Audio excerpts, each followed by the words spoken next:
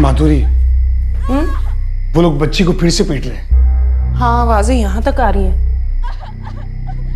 मैं पुलिस को फोन लगा रहा हूँ। मयंक, तुम्हें क्या लगता है आवाजें सिर्फ हमें ही सुनाई दे रही हैं? आस पड़ोस में और किसी को नहीं सुनाई दे रही? माधुरी, वो एक छोटी बच्ची है। संघवी परिवार भी जानता है कि वो एक छोटी बच्ची है। मैं कुछ नहीं जानता, पर अब मैं हाथ पर हाथ धरे बैठ नहीं सकता।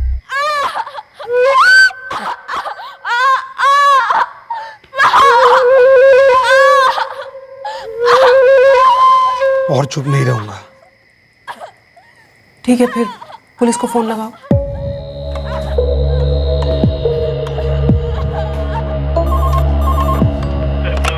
रजत बाग पुलिस स्टेशन। सर, मैं नयन विहार कॉलोनी से बोल रहा हूँ। बोलिए। सर, हमारे पड़ोस में एक विनय संघवी करके रहते हैं। उनके यहाँ एक छोटी बच्ची काम करती है। उस छोटी बच्ची के साथ बहुत बुरा व्यवहार हो रहा है। हर रात उसे पीटा जा रहा है। उसकी चीखों की आवाजें सुनाई दे रही। कौन है ये लड़की?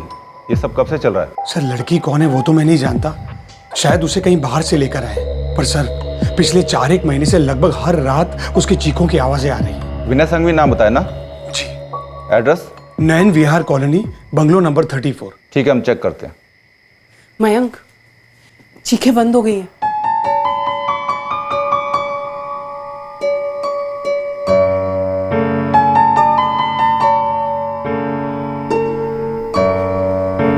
कहीं उस बच्ची को कुछ हो तो नहीं गया? रिपोर्ट करने में मैंने देरी तो नहीं कर दी? मयंक, तुम जो कर सकते थे तुमने कर दिया। नाबालिग है? नाबालिग ही होगी, काम के लिए रखा है और मारते पीटते भी हैं, तो नाबालिग ही होगी। चलते हैं, लेकिन पहले उन एनजीओ वाली मैडम को इन्फॉर्म कर देते हैं। ठीक है, तुम फोन लगाओ, मैं गाड़ी निकालता हूँ। मयंक, तुमने कॉल कर दिया ना, अब पुलिस देख लेगी अपने आप। अरे लेकिन पुलिस अभी तक आई नहीं है। मयंक, तुम सो जाओ, पुलिस आ जाएगी।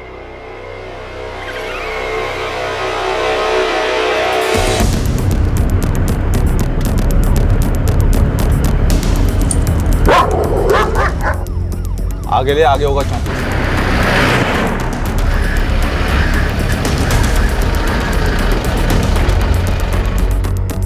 ये है बंगला नंबर 34।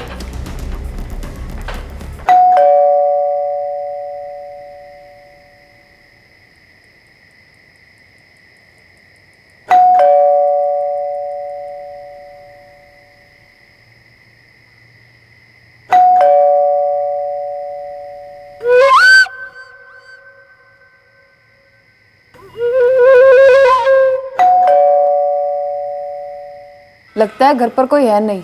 बंगलो नंबर तो सही है ना? कॉलर ने यही बंगला नंबर बताया था, 34। गाड़ी भी यहीं खड़ी है।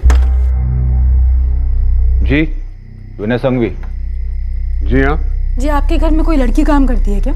हाँ, करती है, लेकिन सुबह आती है वो।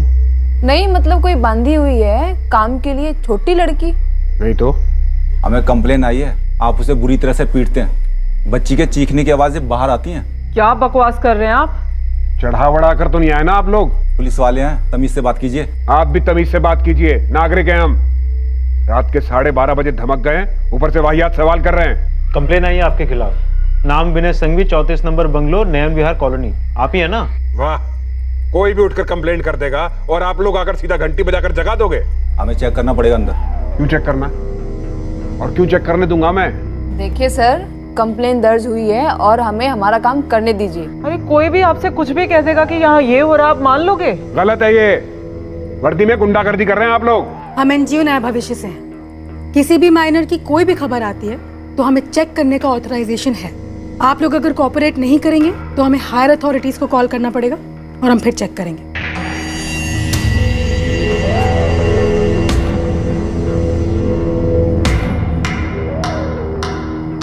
सोफे के पीछे छिपाएंगे क्या हम किसी को? जाइए, जाकर फ्रिज के अंदर भी चेक कर लीजिए।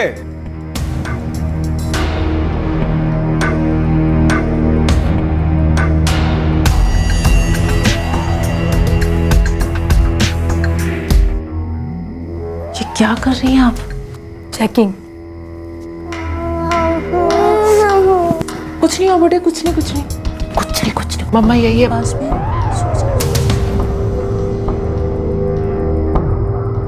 आप लोग पागल हैं क्या?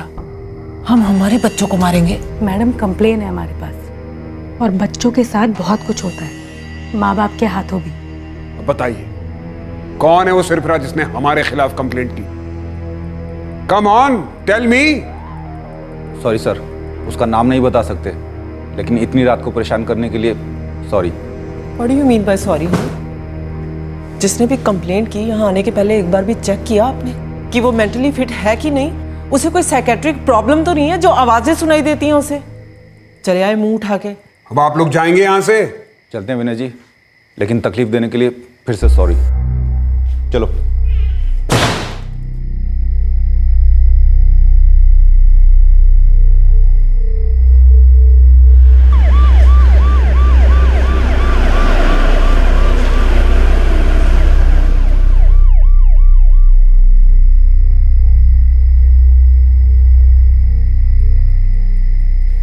माधुरी, माधुरी, क्या हुआ? ले गए क्या बच्ची को छुड़वा के? बच्ची को बिना लिए ही चली गई पुलिस। मयंक सो जाओ, उन्होंने पुलिस को पैसे खिला दिए होंगे। बच्ची को कुछ हो तो नहीं गया? मयंक, जो लोग बच्ची को पीट सकते हैं वो पुलिस को पैसे भी खिला सकते हैं। पुलिस उनके खिलाफ कोई एक्शन नहीं लेगी। तुमने जो करना था तुमने किया, अब इससे ज्यादा तुम क्या करोगे? लोगों के मन में एक आम सोच बन गई है कि हमें खरीदा जा सकता है और हम जुर्म को नज़रअंदाज कर देंगे। और ऐसी सोच क्यों है ये पता करना कोई रॉकेट साइंस नहीं है। क्या उस घर में कोई बच्ची मुसीबत में थी और क्या उसे नजरअंदाज किया गया था? क्या उस पुलिस टीम को पैसे खिला दिए गए थे? नहीं, लेकिन उन्होंने अपनी ड्यूटी ठीक से नहीं की थी। लापरवाही हमारी फोर्स का एक आम मर्ज है जो करप्शन के चार्जेस को और मजबूत कर देती है। और यही वजह है कि लोगों का विश्वास हम पर से उठ जाता है और इसी वजह से कुछ ऐसे जुर्म हो जाते हैं या फिर होने दिए जाते हैं जिनको रोका जा सकता है।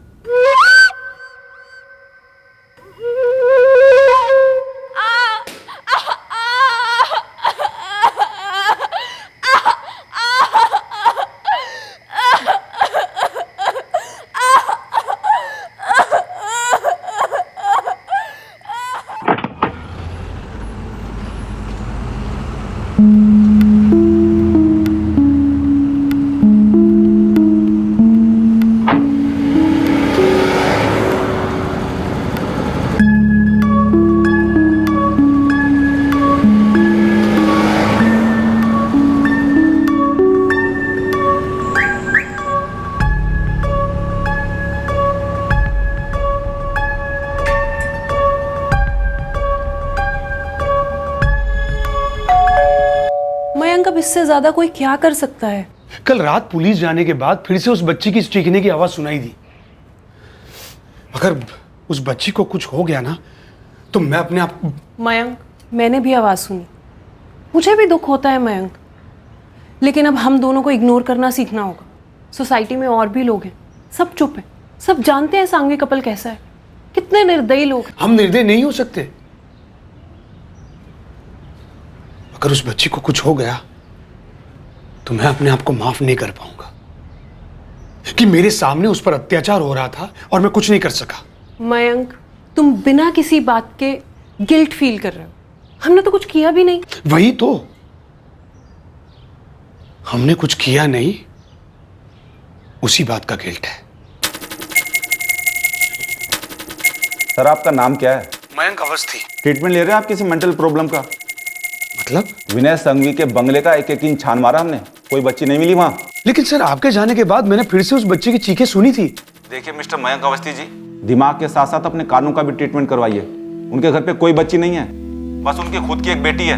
उन पर झूठा इल्जाम लगाकर अपनी पर्सनल दुश्मनी मत निकालिए। सर, मेरी बात समझिए, मेरी कोई पर्सनल दुश्मनी है ही नहीं उनके साथ। उस घर में एक बच्ची है और मैंने संघवी परिवार को देखा है उसके साथ बदसलूकी करते हुए। ये मंगाया था मैंने। क्या लेके आई है तू? समझ में आता है कुछ? अब अगर दुकानदार ने वापस नहीं लिया तो पैसे तेरा बाप देगा क्या? बोल बोल, चल। सर, मैंने देखा है जानवरों की तरह पीटते हैं उसे। वो बच्ची नाबालिग है और मैं आम नागरिक अकेले कुछ नहीं कर सकता सर। पर आप कानून है, आप प्लीज सर उस बच्चे की मदद कीजिए, कुछ कीजिए उसके लिए। बॉस तू एक बात समझ ले, तुझ पे 2 चार्ज एक साथ ठुकेंगे, एक लॉ को मिसयूज करने का, दूसरा कानून का गलत फायदा उठाकर। Sir good morning. मॉर्निंग, किससे बात हो रही है? कौन परेशान कर रहा है? सर ये एक बंदा है, अपने सामने वाले की बेबुनियाद कंप्लेन लिखवाना चाहता है। दिखाओ 1 मिनट। हेलो जी आप कौन? बोलिए क्या प्रॉब्लम है? मैं सीनियर इंस्पेक्टर इलाहाबाद बोल रहा हूँ। सर मैं मयंक अवस्थी, नयन विहार कॉलोनी में बंगलो नंबर 29 में रहता हूँ, और मेरे पड़ोस के बंगलो नंबर 34 में एक बच्ची है, उसे बचा लीजिए सर। सर आज तो मैं भी बाहर आऊंगा और वहां पर मौजूद रहूंगा। कल रात मुझसे गलती हो गई कि जब आपके लोग आए थे मैं बाहर नहीं आया, घर के अंदर ही बैठा रहा। अवस्थी, माजरा क्या है, डिटेल में बताओ। पर कल रात को हमारे 2 वॉलंटियर्स आपकी टीम के साथ गए तो थे। अश्विन जी, हमें आज फिर से वहां पर जाना होगा और इस बार आप हमारे साथ चलिए। बोलिए कितने बजे? सर हमने पूरा घर खंगाला था। वो एनजीओ वाले अंजलि और चंदर भी आए थे साथ में। सर अंजलि ने तो संघवी की बच्ची की चेकिंग भी की थी मारवार के निशान के लिए। मैंने ये पूछा है कि कल रात को ये कंप्लेन आई थी, उसके बाद आप लोग सुबह दोबारा वहाँ गए, आसपास के दुकानदारों से पूछा, पड़ोसियों से पूछा, क्रॉस चेक करने की कोशिश की कि ऐसी कोई लड़की वहाँ काम करती है या नहीं, ये लोग उसे टॉर्चर करते हैं या नहीं? नहीं सर, उन्होंने कहा कि उनके यहाँ कोई लड़की है ही नहीं। और आपने मान लिया? सर वो डिसेंट लग रहे थे। कितने सालों से काम कर रहे हैं आप दोनों यहाँ पर? ये क्या यहाँ पर ऐसा पहला केस होगा जहाँ डिसेंट लोग अपने घरों में काम करने वालों के साथ बदसलूकी से पेश आते हैं? सर हम लोग निकल सकते हैं, अश्विन जी हमें रास्ते में ही मिलेंगे। कुछ फॉरेन कंट्रीज में अगर माँ बाप अपने बच्चों के साथ बदसलूकी करते हैं या उन पर हाथ उठाते हैं तो वहाँ की सरकारी एजेंसीज उन बच्चों को अपने साथ ले जाती है और उन्हें केयर होम में रखा जाता है। हम लोग सिर्फ फॉरेन कंट्रीज को देखते हैं, उनके बारे में बात करते हैं कि उनके सिस्टम कितने अच्छे हैं, पर हम ये क्यों मान लेते हैं कि हम में कोई अच्छाई या ब्रिलियंस नहीं है? हमें ये विश्वास क्यों नहीं है कि हम भी उतने ही अच्छे हो सकते हैं? क्या हमें अपने आप पे भरोसा नहीं है? आई थिंक हमारे लॉज उतने मजबूत नहीं है जो हमें सपोर्ट कर सके। अब ये तो वही कहानी हो गई कि पहले मुर्गी आई या अंडा, पहले कानून कमजोर हुआ या हमारा संकल्प। हम सही वक्त पर सही स्टेप उठाकर हम कई चीज़ों को रोक कर उन्हें सीरियस होने से बचा सकते हैं। जैसे कि किसी निराशाजनक स्थिति में भी हम कोई ना कोई खिड़की तो ढूंढ ही सकते हैं जिसे खोलकर आगे का रास्ता बन सके, और इस केस में भी यही हुआ। एक नागरिक ने हमें इन्फॉर्म करके अपनी ड्यूटी निभा दी थी। अब बारी थी हमारी कि हम बिना किसी कसर के इस केस के तह तक जाकर इसकी तहकीकात करें और अपनी ड्यूटी निभाएं।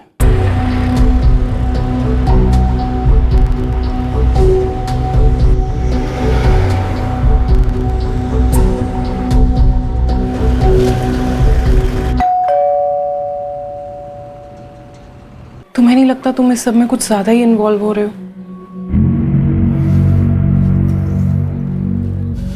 मुझे नहीं पता माधुरी, मैं तो सिर्फ इतना जानता हूं कि मैं इस बात का बोझ लेकर जी नहीं सकता कि कोई मुसीबत में था, मैं उसकी मदद कर सकता था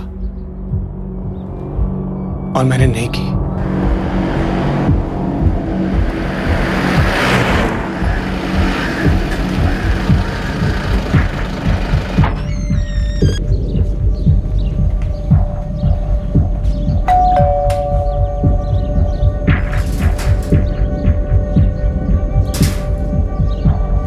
सर मैं मयंक अवस्थी, बंगलो नंबर 29, मैंने कंप्लेन की थी। ओके।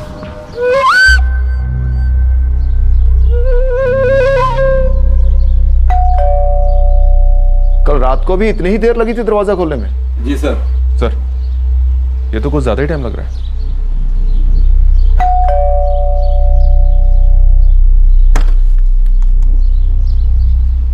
आप लोग फिर से आ गए? जी, हमें फिर से चेकिंग करनी है। अच्छा, तो इसने कंप्लेंट की है ना?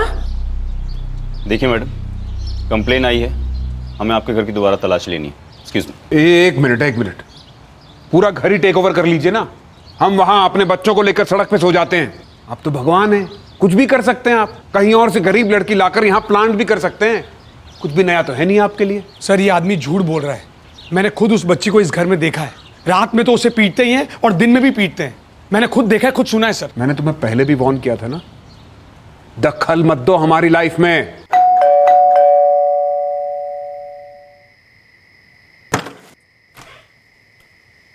यस, मैंने देखा है आपकी वाइफ उस बच्ची को पीट रही थी। कौन हो आप? काफी बुरी तरह से पीट रही थी और ये बहुत गलत है। कौन है मेरे? जो भी हो आप, वो लड़की हमारे घर में काम करती है okay, mind your own business. Sorry, but मुझसे देखा नहीं जाता, रातों को सुना नहीं जाता, जानवरों से बदतर सलूक कर। रिश्तेदारों उसके, हमारे रिश्तेदारों नहीं ना, तो जाओ ना अपना घर संभालो जाके, क्यों दूसरों के घर में तांग झांक कर रहे हो?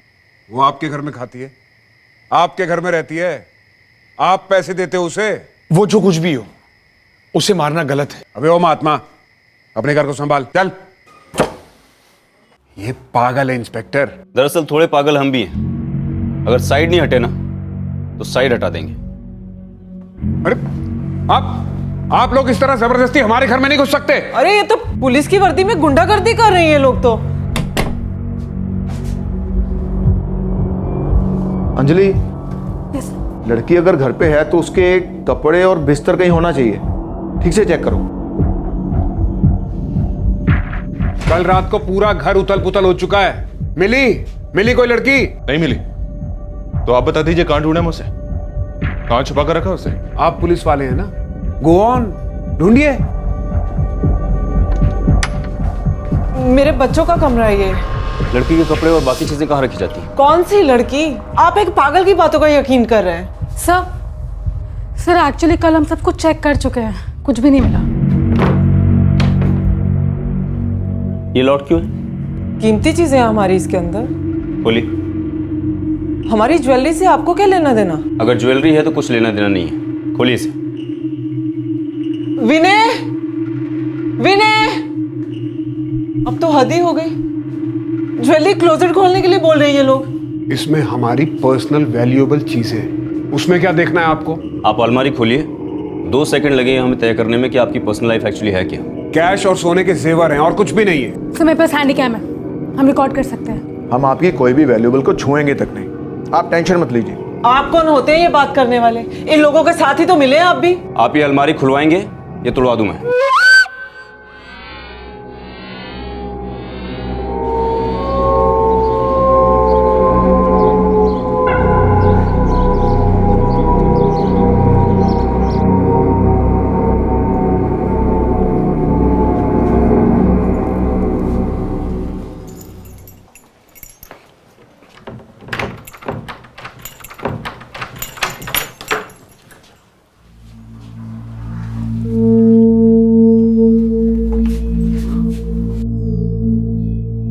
God sir. Naveen, ambulance quick.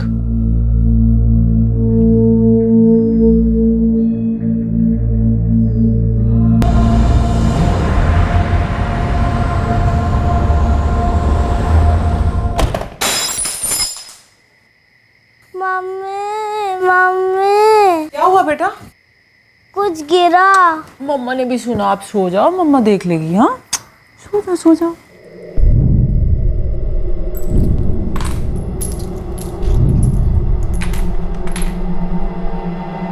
इतनी मुश्किल से श्रेया को सुलाया था, जानबूझ के शोर किया ना तूने?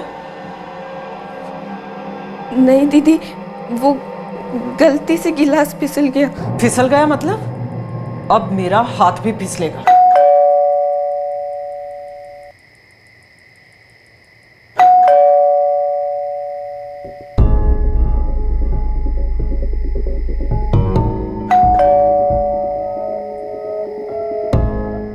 कौन है? 2 पुलिस वाले हैं, 2 कोई और हैं। ये सामने वाले ने कहीं कंप्लेंट तो नहीं कर दी? कल रात को जब चेकिंग हुई थी तो आज ही की तरह बच्ची को अलमारी में छुपाया था। बैठ मत, खड़ा रहे।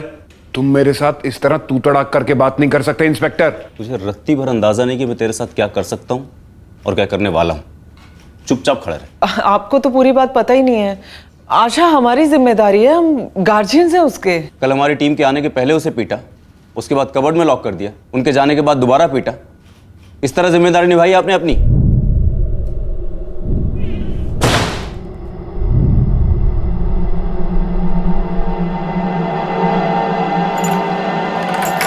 कंडीशन कैसी है doctor? She is very critical. मुझे नहीं लगता कई दिनों से बच्ची को कुछ खिलाया गया है। बॉडी पर काफ़ी मार्क्स भी हैं, शायद उसे मारने के लिए। और भी पता नहीं क्या क्या चीज़ों का इस्तेमाल किया गया है। क्या मिल सकते हैं उससे भी? अभी तो वो बेहोश है, आप 2 घंटे बाद मिल सकते हैं। खिलाया नहीं? What nonsense. वो जितना खाती थी उतना देते थे उसको। खाती थी और सो जाती थी, काम तो कोई ढंग से करती नहीं थी वो। 14 साल की बच्ची है वो। तो हमारे भी बच्चे हैं, हमको बच्चों के साथ कैसे डील करते हैं बहुत अच्छी तरह से आता है। तो अपने बच्चों को भी चाकू से काटता है तू, उनको भूखा मारता। जबान संभाल के बात करो। हाँ, मैं तुम्हारा कोई ये गली का गुंडा या कोई जेब कतरा नहीं हूं। तो कौन है तू? हाँ, कौन है? होलसेल मार्केट के बड़े बड़े डीलर्स मेरा नाम बड़ी इज्जत से लेते हैं। तो ये गालियां तुम्हें बहुत महंगी पड़ेंगी। अच्छा, साले कुत्ते, उस बच्ची को तो बड़ी सस्ते दामों में खरीदा होगा तूने। जितनी गालियां देनी है दे दो, अभी बाद में उतना ही पछताओगे तुम। कहां से उठाया था उस बच्ची को? एजेंट से लिया था और अच्छे खासे पैसे दिए थे उसके लिए। नंबर दे अपने इस एजेंट का, उस साले की भी खबर लेता हूं मैं। देखिए, अब अपनी हदें पार कर रहे हैं आप। हम लोगों से ऐसे चीप और घटिया तरीके से बात नहीं कर सकते। और कम से कम इतना तो ख्याल रखिए, लेडी खड़ी है रूम में, तमीज से बात कीजिए। मैडम, यहां पर अभी ऐसा कुछ भी नहीं कहा गया जो आपकी हरकतों से ज्यादा घटिया और चीप हो। और तू नंबर दे अपने उस एजेंट का, और याद रखना अगर वो कहीं भाग गया ना तो मैं तुम दोनों की ये जो रेपुटेशन या जो कुछ भी है इसकी धज्जियां आज यहीं उड़ा दूंगा। नंबर दे।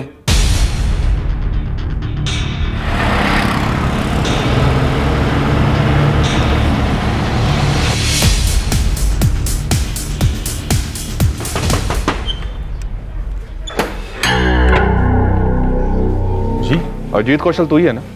जी मैं ही हूँ। विनय को जानता है? विनय संघवी? हाँ जानता हूँ। क्या हुआ साहब? अरे सर बैठ, सब बताता हूँ। अरे साहब बात तो बताओ, क्या हुआ साहब? क्या वो बच्ची बच पाई और उसके माँ बाप ट्रेस हुए? आप लोगों को फिक्र हो रही है ना? हाँ, वो बच्ची छोटी थी ना। देखिए, बच्चे सबसे ज़्यादा वल्नरेबल और सबसे ज़्यादा सुरक्षित होते हैं। यही वजह है कि लोगों को उनकी फ़िक्र होती है, और हमें और ज़्यादा फिक्र इसलिए होती है क्योंकि हमारी इस वर्दी का मतलब है सुरक्षा। ये वर्दी हमें कई सारे पावर्स देती है, लेकिन कुछ लकीरें भी खींचती है। अब रूल्स हैं, लेकिन अफसोस कि क्रिमिनल्स के लिए कोई रूल नहीं होता। इसलिए जब कभी आपके पास किसी बच्चे का केस आए, मिसिंग, किडनैपिंग या फिर ह्यूमन ट्रैफिकिंग का, तो हर ऑफिसर को चाहिए कि वो अपनी इंस्टिंक्ट और इंसानी सूझबूझ का इस्तेमाल करके पूरे जोश के साथ इन्वेस्टिगेशन करें। हम किसी बच्चे की जान बचा सकते हैं।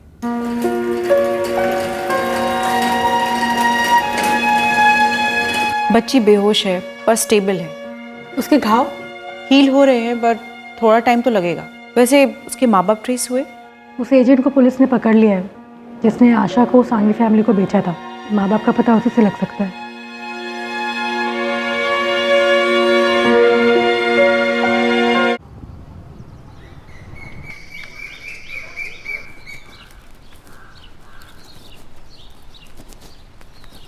मालिक,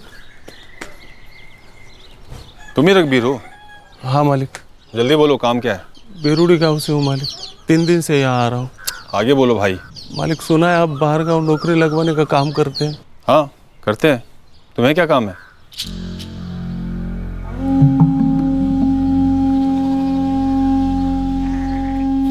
ये नानू और लालू तो बहुत छोटा है।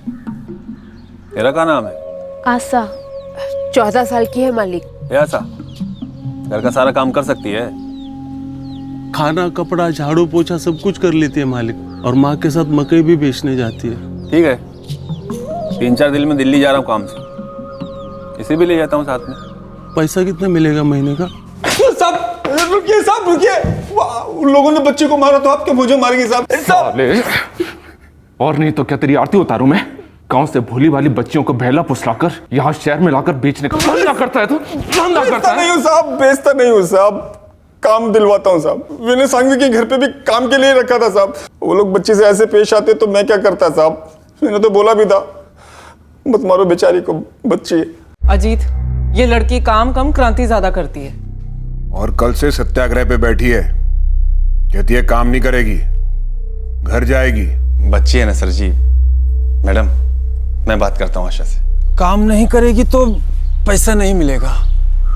तो पैसा नहीं मिलेगा तो तेरे माँ बाबा और दोनों भाई भूखा मरेंगे वहाँ बेरूडी में। नहीं भैया, ये लोग मुझे बहुत मारते हैं, हर बात के लिए मारते हैं।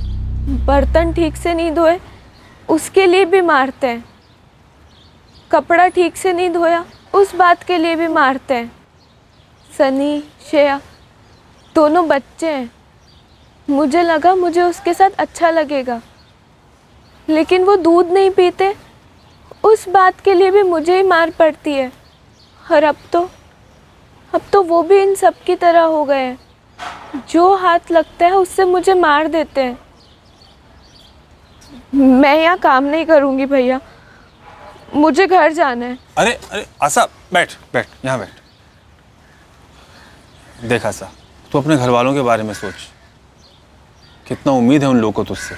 तू काम करेगी, उन लोग का ज़िंदगी अच्छा होगा। अब सब कुछ तेरे पर है आशा। और मैं तुझे वहाँ ले भी जाऊँ, लेकिन तू वहाँ करेगी क्या? वापस भुट्टा बेचेगी? मुझे माँ बाबा से बात करनी है, ये लोग एक फ़ोन भी नहीं लगाने देते। अरे इतना सा बात, ले अभी लगा। लेकिन सुन, मैं दुखड़ा ना रोने बैठना, उनको उदास हो जाएंगे ना। अरे आशा बेटा, कैसे है तू? ठीक तो है ना बेटा? खुश है ना? हाँ बाबा, नानू, लालू, माँ सब कैसे हैं? सब ठीक है बेटा। याद बहुत आती है तेरी। मुझे भी आती है बाबा, माँ को दो ना। अरे सरूड़ी गांव आया हूँ बेटा सबके साथ। वो अपना बेरूडी का काम ठीक से चल नहीं रहा है ना, तू रात को फ़ोन करना। रात को घर में सब होंगे, सब बात करेंगे तेरे से, खुश हो जाएंगे सब। करूँगी बाबा, सबको मेरी याद देना। ठीक है बेटा। बेटा तेरी तनख्वाह हो गई?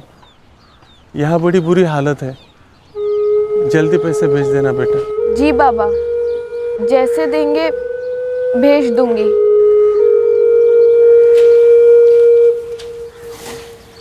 भैया, मुझे एक सबसे सस्ता फ़ोन दिलवा दो। हाँ, वो अगली बार आऊँगा तो लेता आऊँगा। और वो बाबा पूछ रहे थे तनख्वाह कब भेजूंगी। और तू उसकी चिंता मत कर, वो मैं टाइम पे पहुँचा दूँगा, वो मेरा काम है। तू ना बेटी बस अपना काम मन लगा के कर। करती हूँ ना भैया, लेकिन वो लोग मारते हैं। अब नहीं मारेंगे, मैं हूं ना, मैं बात करूंगा उनसे। अरे मारे नहीं तो क्या आरती उतारे उसकी? जानबूझकर हर काम धीरे और गलत करती है वो। बच्ची है मैडम, तो डिश वॉशर या वॉशिंग मशीन नहीं के लाद दो, थोड़ा तो केयर करो सर। केयर करूं? साले 60 बोल के पूरे 75,000 रुपए ऐट लिए तूने हमसे उस डिफेक्टेड माल के। पूरी लाइफ काम करने की गारंटी दी थी ना तूने उसकी। आपका ये इतना बड़ा एलईडी टीवी 75 से ज्यादा का है। वो बच्ची तो फिर भी इंसान है। आप अपने इस टीवी को भी इतनी बेरहमी से नहीं मारते सर जी, प्यार से उसकी धूल साफ करते हैं, इतना केयर करते हैं सर, तभी तो सालों साल साथ चलता है ना। ए अजीत, फालतू भाषण मत दे, समझा? भाषण नहीं दे रहा हूँ साहब, प्रैक्टिकल बात कर रहा हूँ। ये टीवी कीमती है, लेकिन आशा किसी इंसान की बच्ची है साहब, कीमती टीवी से भी कीमती। आपके अपने भी तो बच्चे हैं ना साहब, उन्हें भी प्यार करते हैं ना खूब। मारने को उठा हाथ रोकिए अपना, पेट भर खाना खिलाइए, फिर देखिए ना मैडम, बच्ची घोड़ी जैसा काम करेगी। तुम तो ऐसे बात कर रहे हो जैसे हम कोई जल्लाद हैं। नहीं नहीं मैडम, आप लोग तो देवता हो, बस थोड़ा सा ख्याल रखिए उसका। बच्ची मन लगाकर खुशी खुशी काम करेगी। और समझाया था साहब, बहुत अच्छे से समझाया था साहब, लेकिन ये बड़े लोग समझते ही नहीं है साहब। कितना भी कोई समझाए इन लोगों को, फिर से बुरी तरह पिटाई शुरू कर दी बच्ची की। साहब ये पढ़े लिखे कहां से हो गए साहब?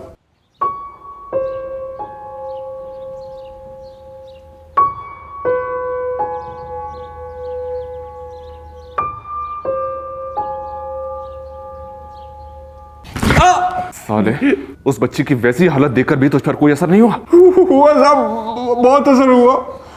उसकी चोट देखकर दिल पे लग गई मेरे। अबे महंगी महंगी चीजें कैसे संभालनी है, तमीज ही नहीं है उसे। 5,000 का डिनर सेट तोड़ दिया मेरा। सर आपके बच्चे तोड़ देते, उनके साथ भी यही सलूक करते आप। ज्यादा बोल रहा है तू, हमारे बच्चों पे मत जा। ठीक है साहब, अब मैं नहीं बोलूंगा। देखो साहब, मैडम, बच्चे को मैंने आपके हवाले कर दिया, बाकी आप देख लो। ऐसे बार बार आकर मैं आशा को समझा नहीं सकता। अरे आप लोग थोड़ा सुधरो, बच्ची भी थोड़ा सुधर जाएगी, बाकी आप देख लो साहब। वाह, बड़ी आसानी से पल्ला झाड़ लिया तूने। मैंने उपाय बता दिया साहब, बाकी आप पर है, आप कैसे संभाल लेते हो। हजारों लड़कियों को काम पर लगाया साहब हमने। हर घर में छोटी मोटी परेशानी होती ही है। अब हर किसी को लाइफ टाइम सर्विस तो नहीं दे सकता ना साहब मैं। चलता हूँ साहब। नमस्ते मैडम।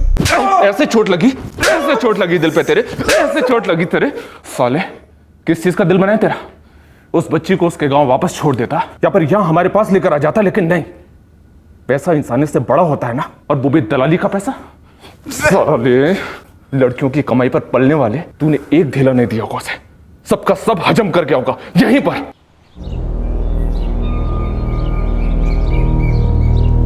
मालिक, आशा का है? काम पर है भाई।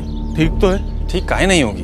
एक बार फोन पर बात हुई थी बस, वो भी आपके फोन से। अब वो पैसे कमाते हैं, काम करते हैं, तो एक फोन तो ले सकती है ना। ठीक है, काम करती है, पैसा कमाती है, लेकिन बड़े शहर में काम से फुर्सत कहाँ के जाके अपना फोन खरीदे और तुम्हें फोन करे। हर महीना 1000 रुपए देने की बात हुई थी ना मालिक। अभी 5 महीना हुआ गए, तुम अभी से पीछे पड़ रहे हो यार। मालिक, बेटी को भेजा था ताकि हमारे घर में पैसा आ सके, हमारा पेट भर सके। अब 5 महीने हो गए, कुछ पैसे नहीं मिल रहे, तो फिर फायदा क्या भेजकर? शहर में ऐसा होता नहीं है, कॉन्ट्रैक्ट होता है कम से कम 6 महीने का। वो पूरा होता है तब पैसा हाथ में आता है, वो भी पहला पैसा, समझे?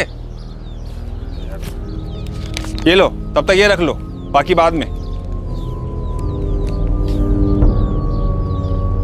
मालिक, ये पैसे ले लीजिए और मेरे बेटे को ले आइए। हम हमारा घर में जो है वो देख लेंगे, आप लेकर आइए उसे। अबे ओ, कुरियर सर्विस समझ रखा है मुझे। एक तो वक्त पर मदद करो, ऊपर से इनका तेवर भी झेलो। ठीक है, अगली बार दिल्ली जाऊंगा काम से तो ले आऊंगा, तब तक ले दिमाग मत खाओ, रखो इसे। तो तू उसे उसके माँ बाप के पास लेकर ही नहीं गया? नहीं लेकर गया साहब। उनकी कमाई से पेट भरता है तो साले दल्ले। हाँ साहब, हूं मैं दल्ला, और कोई गाली है तो वो भी दे दो साहब। पेट भरता हूं मैं उनकी कमाई से, लेकिन रहता कहाँ हूं? ताजमहल में नहीं साहब, झुग्गी में ही रहता हूं मैं। नहीं ले गया उस लड़की को उसके घर, छोड़ दिया उसके हाल पर। साले, एक तो इतनी नीच हरकत, ऊपर से जबान इतनी लंबी। जबान लंबी। साहब मारो ना, मारो मारो मारो मारो मारो साहब, मारो। मेरे को पकड़ लिया तो सब सोल्व कर दिया ना आपने, और मेरे को मारो तो सबकी भड़ास भी खत्म। मेरी वजह से तो ना साहब उस लड़के के घर में जो हाल है, बाकी लोगों का जो हाल है, मेरे गांव में आजू बाजू में, सब मेरी वजह से है ना साहब। हम लोग अपनी आधी जिंदगी हाईवे किनारे भुट्टा सेक सेक कर अपनी जिंदगी सेक डालते। ए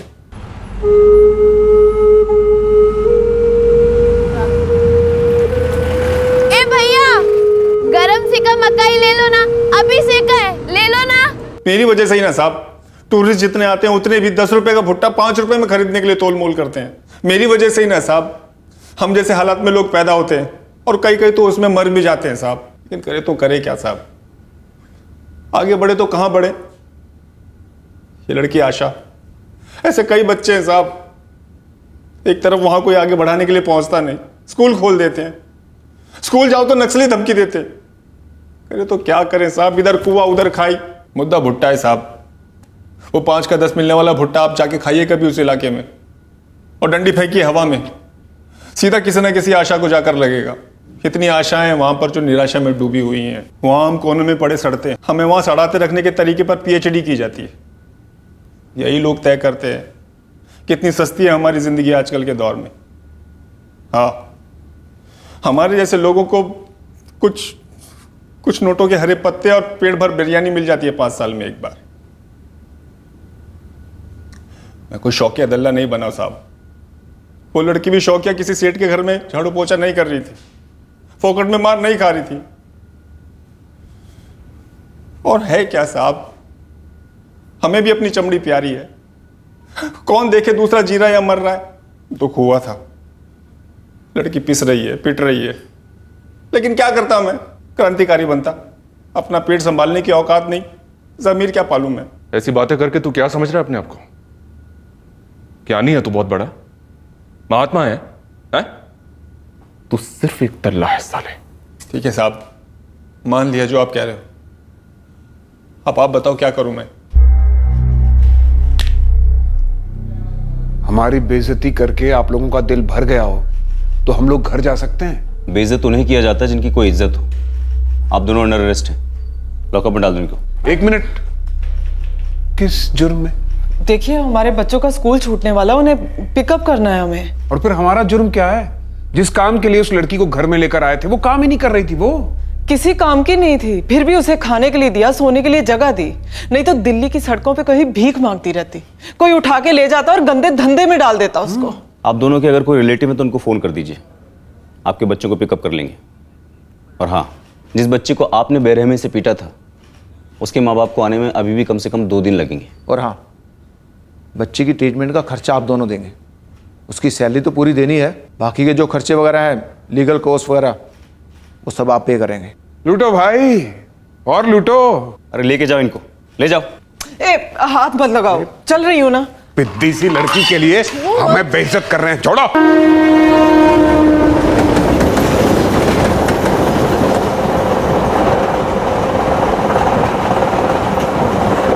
आशा, तुम्हारे माँ बाबा रास्ते में हैं, उनसे बात हो गई हमारी। मुझे उनके साथ वापस घर जाना है। हाँ बेटा, तुम घर जाओगी, पर उससे पहले तुम्हारा यहाँ ठीक से इलाज होगा, उसके बाद वो तुम्हें घर ले जाएंगे जल्दी।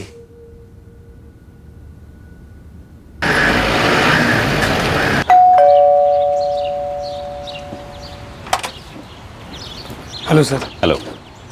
बच्ची कैसी है सर? हॉस्पिटल में रिकवर हो रही है, जल्दी ठीक हो जाएगी। मिस्टर अवस्थी, सबसे पहले सॉरी, हमारे डिपार्टमेंट ने आपके साथ उस दिन फ़ोन पर बदतमीजी की। वो सब ठीक है, बच्ची बच गई, वो मेन बात है। जी, लेकिन बच्ची बची नहीं बल्कि आपने उसे बचाया है। हम लोगों ने सिर्फ आपका साथ दिया था। दरअसल जो काम हमें उसी रात कर देना चाहिए था जब आपने पहली बार कंप्लेन की थी, वो करने में हमने थोड़ी देर कर दी। पर थैंक यू सो मच, आपने जिद नहीं छोड़ी और मामले के पीछे पड़े रहे। वैसे बच्ची है कहाँ की? जी, झारखंड के एक दूर दराज गाँव की है। उसके माँ बाप उसको लेने आते होंगे। अच्छा, तो वो अपने माँ बाप के साथ वापस चली जाएगी? जी। मैंने कभी नहीं सोचा कि ऐसा होगा।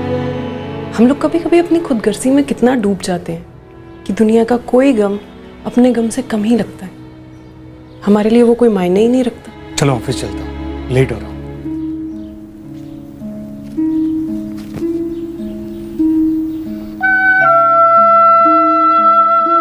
साहब, हम लोगों को भनक तक नहीं थी कि हमारी बेटी के साथ इतना बुरा सलूक हो रहा है। देखिए, ये बता ही नहीं सकती थी, डरी हुई थी रघुवीर जी। कौन लोग थे वो जिन्होंने हमारी बेटी को इतना मारा? क्यों मारा साहब? एक बार मिल सकते हैं उनसे? क्यों? बस जानना चाहते हैं कि हमारी बेटिया को उन्होंने इतना क्यों मारा। गलती क्या थी आशा की? गलती आशा की कभी थी ही नहीं रघुवीर जी। गलती किसी की नहीं,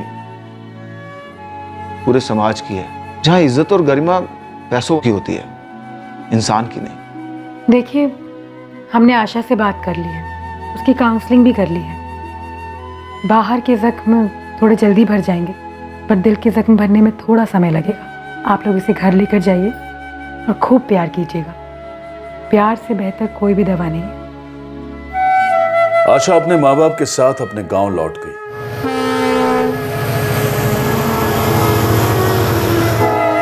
बदनसीबी कौन सी ज्यादा थी, गरीबी का दलदल जिसमें आशा पैदा हुई थी, या हैवानियत का जलजला जिसमें उसे धकेला गया था। हम सभी की तरह वो भी अपनी जीविका कमाते हैं एक बेहतर कल के लिए। ये किसी के गुलाम नहीं बल्कि कर्मचारी हैं, जिनकी तादाद लाखों में है, जिन्हें वो सारे अधिकार और सहूलियतें उपलब्ध होनी चाहिए जो अन्य कामगारों को मिलती हैं। इनसे बेरहमी से पेश आकर इंसानियत की तौहीन कभी ना करें, और ना ही कभी ये वहशी बर्ताव अपने बच्चों में आने दें, जहां वो अपने घर में काम करने वालों के प्रति बदतमीजी और क्रूरता से पेश आए। अपने आप को इस कदर नीचा कभी ना दिखाएं। हमें अलर्ट रहना चाहिए और बारीकी से शिकायतों को सुनना चाहिए, ताकि जुर्म को होने या बढ़ने से रोका जा सके। पब्लिक को दिलासा देना भी जरूरी है कि क्राइम की बेझिझक रिपोर्टिंग कर सके। उन्हें कभी भी डाउट नहीं होना चाहिए कि पुलिस एक्शन नहीं लेगी, या फिर आधा अधूरा एक्शन लेगी, या फिर घूस ले लेगी। एग्जैक्टली। इसीलिए ये बहुत ज़रूरी है कि हर इन्वेस्टिगेटिंग ऑफिसर, जैसे कि आप सब, कल को जब आपकी पोस्टिंग होगी और आप जाकर उस कुर्सी पर बैठेंगे, तो ये याद रखिएगा कि आप लोग भगवान नहीं हैं, आप पब्लिक सर्वेंट हैं, और वो पब्लिक आपकी भगवान है। जो आदमी डर डर के मुसीबत में आपके पास शिकायत लिखवाने आया है, उसको कॉन्फिडेंस देना, उसको हिम्मत देना, उसको अपनी बात कहने का मौका देना, और सबसे बड़ी बात, उसे इज्जत देना। ये हमारी ड्यूटी है। भाई क्रिमिनल्स को हमसे डर लगना चाहिए, हम पब्लिक को नहीं। लेटेस्ट आंकड़े और रिपोर्ट्स बताती हैं कि हाल ही में हमारे देश में हुए डीमोनेटाइजेशन की वजह से हमारे देश के ट्रैफिकिंग माफिया और कारोबार दोनों पर जबरदस्त वार हुआ है। हम तहे दिल से ये आशा करते हैं कि ये सारा अवैध, अमानवीय और घिनौना नेटवर्क हमेशा के लिए खाक हो जाए, दफन हो जाए, ताकि आशा जैसी मासूम बच्चियों की नई जिंदगियां सुरक्षित माहौल में खिल सकें, फिर वो चाहे देश के सबसे पिछड़े या दूर दराज इलाके में ही क्यों ना। नाम श्रीधर रंगा है। लाश की पॉकेट से हमें एक आधार कार्ड मिला है जिसमें केयर ऑफ एड्रेस में आपका नाम है अरविंद मुदिराज। साहब मुझे यकीन नहीं हो रहा, वो मेरा भाई नहीं हो सकता साहब। गीता जी क्या आपका भाई है? ये आधार कार्ड तो उसी का है, फिर भी मुझे यकीन नहीं हो रहा साहब कि मेरा भाई शराब के नशे में था। साहब श्रीधर कभी शराब ही नहीं पीता था साहब। सर वो तो हरिपट्टम के मंदिर जा रहा था दर्शन के लिए, अब कोई शराब पीकर मंदिर जाता है क्या? अरविंद जी, ये आदमी शराब पिए हुए थे और शायद इसी वजह से वो ट्रेन से गिर गया। बॉडी हमारे पास है, आप लोग आकर शिनाख्त कर लीजिए। एक जुर्म हुआ है या होने वाला है, ये जानने के लिए उसके सोर्सेज डेवलप करना बहुत इंपॉर्टेंट होता है। हमारी भाषा में उसे इंटेलिजेंस कहते हैं। पुलिस वालों के आंख और कान खबरी। वैसे कोई भी आम नागरिक भी देख सकता है, सुन सकता है, रिपोर्ट कर सकता है, पर खबरी, इन्फॉर्मर्स, एक तरीके से कहे तो बी टीम है हमारी। ये बिना रोक टोक के ऐसी जगह पर जाते हैं जहां मुजरिमों का दबदबा होता है, जुर्मों की प्लानिंग होती है, और कभी कभी तो इत्तेफाक से कई सुनी बातें इस बात का अंदेशा देती है कि कहीं कोई जुर्म होने की संभावना है।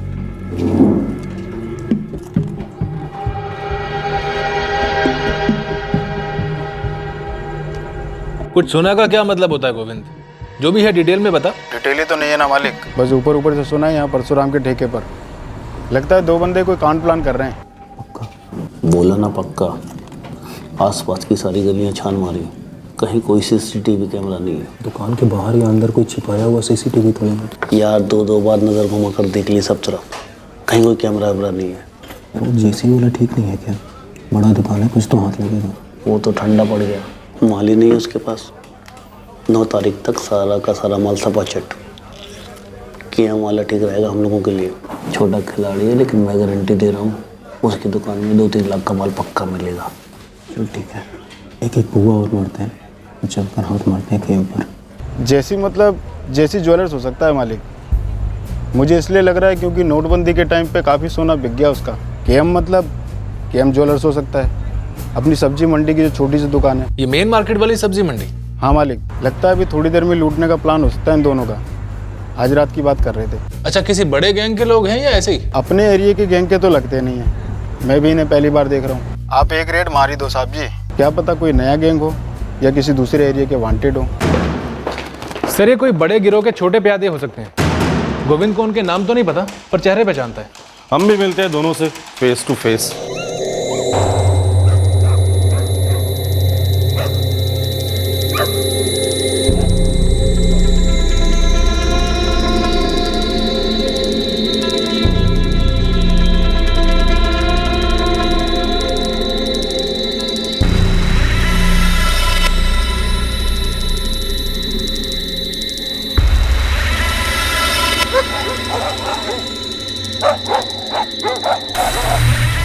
सही दुकान चुनिए, या वाकई में सीसीटीवी नहीं है। बस सर, दोनों कहीं ज्यादा पी पाकर लूटने का प्लान कैंसिल ना कर दे, पता लगे हमें खाली हाथ लौटना पड़ा।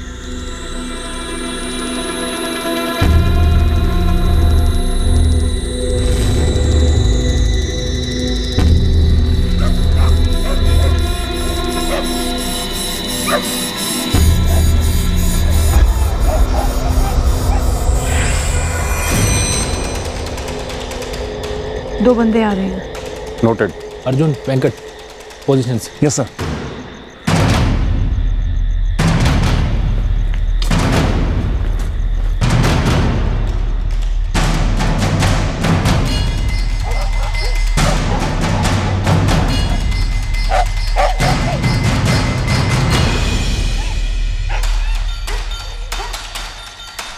यही हमारा टारगेट लगते हैं। नंदिनी, और कोई दिख रहा है? अभी तक तो कोई नहीं दिख रहा। इन दोनों को इनका काम शुरू करने दो।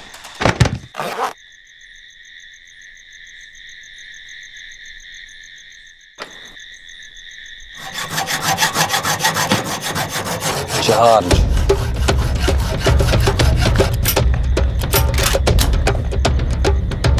हाथ ऊपर। अगर हथियार निकालने की कोशिश की तो जान निकाल दूंगा। अभय कुमार, और कितने लोग हैं तेरे गैंग में? कहाँ का है तू? सर कोई गैंग नहीं है सर, मैं और मेरा दोस्त राजू दोनों ने मिलकर कुछ ऐसा करने को सोचा। इससे पहले कभी कोई गलत काम नहीं किया सर। कल नशे में करने निकले और आप लोगों ने पकड़ लिया। हमारी कोई गैंग वैंग नहीं है, हम तो मजदूर हैं। मासूम बच्चे हो तुम दोनों जो आम के पेड़ से कैरी तोड़ने निकले थे। हमसे गलती हो गई मैडम। गुनाह करते पकड़े गए तुम दोनों। चल बता, चुन चुन कर केएम ज्वेलर्स ही क्यों चुना? साहब कुछ दिनों से हम दोनों बहुत परेशान थे, पैसों की तंगी चल रही है। अरे बाप रे, क्या अनोखी परेशानी। मतलब तुम दोनों के अलावा दुनिया में तो किसी के पास पैसों की परेशानी है नहीं, और हल क्या ढूंढा कि चलो ज्वेलर की दुकान लूटते हैं। प्लान कैसे बनाया? सब कई दुकानों का मुआयना किया, पर फिक्स कर दिया केएम को लूटेंगे। राजू ने फिक्स किया था। सच बता, और कौन कौन लोग हैं तेरे गैंग में, और इससे पहले कितनी दुकानें लूटी हैं, क्या क्या कांड किए हैं, सब सच बता। यकीन करो साहब, कोई गैंग के नहीं है। ये हम दोनों की पहली चोरी थी जो पूरी नहीं हुई। सर, इस अभय कुमार और राजू का कोई क्रिमिनल रिकॉर्ड तो नहीं है। फोटो के साथ हर पुलिस स्टेशन में पूछा था। हाँ सर, और यहाँ एक कंस्ट्रक्शन साइट पर ये दोनों मजदूरी करते हैं। मतलब ये पहली बार था। अभय और हमारे अलावा वहाँ कोई आने वाला नहीं था। हमारी कोई गैंग वैंग भी नहीं है मैडम। कोई ना कोई तो कारण जरूर होगा कि तुमने जोहरी की दुकान लूटने की सोची। चल बता, आइडिया कहाँ से आया? हमें रातों रात मालदार बनना था, उस गंगा के जैसे। गंगा? ये गंगा कौन है? शामू दिल करे तो और पैसे मांग ले, लेकिन बाइक ठीक से साफ करना। काम चोरी बिल्कुल पसंद नहीं है मुझे। तो जोहरी की दुकान लूटने का आइडिया तुम लोगों को गंगा ने दिया या उसे देखकर तुम्हारे दिमाग में आइडिया आया? उसे देख के आया मैडम। करता क्या है गंगा? पहले तो किराए का ऑटो चलाता था, अब दो ऑटो खरीद के भाड़े पे चढ़ा दिए। बाइक भी नहीं ली है इस गंगा ने, उसके साफ सफाई के लिए एक लड़का भी रखा हुआ है। हम सोचने लगे इतने पैसे इतनी जल्दी कहाँ से आए इसके पास? या तो लॉटरी लगी होगी, ये तो जरूर कोई 2 नंबर ही काम किया होगा। ऐसा भी हो सकता है कि रातों रात अमीर हुआ ये ऑटो ड्राइवर गंगा इन्हीं के गैंग का मेंबर हो। दोनों साफ साफ मना कर रहे हैं सर।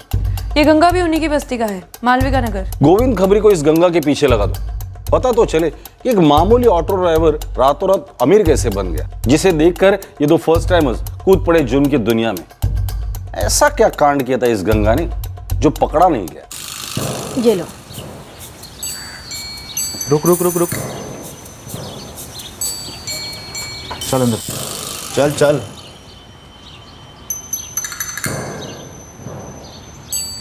किससे पूछ के खरीदे? अरे तुमने ही तो कहा था पुराने नोट हैं, खर्च करने हैं जैसे भी। और फिर वो अपना जोहरी है ना, मान गया पुराने नोट लेने को। ये आखिरी बार है, इसके बाद तो उन पैसों को छुएगी नहीं। पूरी दुनिया में ढिंढोरा पीटने की जरूरत नहीं है कितना पैसा हमारे पास। पर पुराने नोट वो मैं देख लूंगा। उतार रखने। रहने दो ना। उतार। नमस्कार अन्ना। अन्ना, बैंक खुलने का टाइम हो गया है, बड़ी लंबी लाइन लगी है। ये ले धनुष, तेरा। अभिजीत तेरा। जाओ बैंक जाओ, बदल के ले आओ जल्दी से। अन्ना, मेरे 2 रिश्तेदार हैं, वो भी पैसा बदली करने को तैयार हैं, सिर्फ 50 रुपया लेंगे। जा रहे धनुष, मेरे पास 25-25 रुपये में लोग करने को मर रहे हैं। मुझे नहीं पता, 50 बोलकर 20 तो तेरे रिश्तेदार को देगा और 30 तो अपनी जेब में डालेगा। चल जा, पहले बदल के लेके आ जा, चल।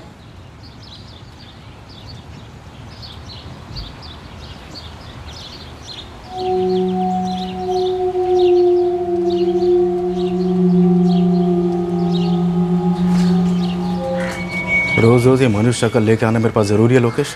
गंगा गंगा गंगा, इतने कठोर मत बनो, मुझे भी नोट दो, मैं ही बदलूंगा। साले लोकेश, मैं क्या अभी पैदा हुआ हूँ? भड़ास निकाल रहा है मुझ पर। तुझे मैं नोट दूँ और तू नोट बदल कर लौटाने के बजाय वहीं से हवा हो जाए। वाह गंगा वाह, इतना ही भरोसा आपको मेरे ऊपर। अगर मैं आपके पैसे लेकर भाग सकता हूँ तो क्या आपके बारे में दुनिया में बवाल नहीं कर सकता हूँ? बेवड़े, धमकी दे रहा है तू मुझे? चोच डुबाने के लिए पैसे नहीं है मेरे पास। मेरी हालत तो देखो। तो सुधार अपनी हालत। दारू वारू बंद करो, कुछ काम वाम पकड़ ले। जो जो तेरे हिस्से का था सबका सब तू पी गया, अब मेरा खून पीने चला आता नलाया। तो भागा से, चारा मत दिखाना मुझे अपना कभी। चल फुट। इस दुनिया में किसी का भरोसा नहीं, सबके सब खुदगर्ज स्वार्थी साले से। ए गंगा, तूने ठीक नहीं किया मेरे साथ। जैसी करनी वैसी भरनी, याद रखना। इस गंगा के घर में तो अचानक लक्ष्मी बहने लगी है साहब। हमारे इलाके में या पास के थानों में तो कोई हिस्ट्री नहीं है इस गंगा की। कोई बाहर का पंटर है क्या? मैंने हर जगह खंगाला, क्राइम रिकॉर्ड तो नहीं है, लेकिन जिस तरह से नोट बदल रहा है लगता है काला पैसा मजबूत है गंगा के पास। माजरा क्या है? अभी तक कुछ पता नहीं चला, लेकिन एक शराबी है, लोकेश शक्ति नाम है। पहले वो भी ऑटो चलाया करता था, अब जब नशे में नहीं होता है तो मैकेनिक का काम करता है। एक टाइम गंगा का खास था, अब गाली देता है। तो उंगली डाल लोकेश की हलक में, उसके पेट में जरूर कुछ होगा। जुबान पर है मालिक, हर दिन लड़ता है गंगा से, भरोसे का वास्ता देता है, कहता है मेरी जुबान नहीं खुलेगी गंगा। तो जबान की थोड़ी ऑयलिंग करवा दे। वैसे राकेश सन्ना के अड्डे पे तो रोज पड़ा रहता है। तो जा बैठ उसके साथ। वो मेरे लिए थोड़ा मुश्किल होगा साहब, उधर लोग पहचानते हैं मुझे। मालविका नगर की एक लेडी खबरी है मेरी, बोल रही थी कि गंगा की पत्नी ने काफी कीमती जेवर खरीदे। सर अपना गोविंद खबरी भी यही कह रहा था जो अपने ये दो अभय और राजू कह रहे हैं। गंगा रातों रात मालदार हो गया। सच कहूं तो इस वक्त हमें नहीं पता कि हम लोग ढूंढ क्या रहे, फिर भी गोविंद की लीड को फॉलो करो, पता तो चलेगा कि ये गंगा वाकई में मैली है भी या नहीं। फिर क्या गंगा जैसे चिंदीगिरी कर रहा है रे? इधर को बोला ना मैं कल पैसा ला के दूंगा। सॉरी लोकेश अन्ना, राकेश अन्ना बोले पहला रोकड़ा फिर बेवड़ा। साले तुझे यहाँ जितने दिन हुए नहीं है ना, तब से मैं यहाँ शराब पी रहा हूँ। वो सब ठीक है अन्ना, लेकिन आप पहले एक बोतल पी चुके हो और कल भी ऐसी पूरा एक खंबा खाली किया, लेकिन बिल नहीं दिया। भाग गया क्या मैं? लौट कर आया ना। आप बहस मत करो, पैसा दो तो बोतल आएगी, वरना नहीं आएगी। हर किसी को साला मुकम्मल जहां नहीं मिलता है। किसी को बोतल नहीं मिल रही है, किसी को दर्द सुनने वाला नहीं मिलता। क्या दर्द है तेरा? सुनेगा? खोल अपने दिल के गटर को, खोल, सब गंद बह जाने दे।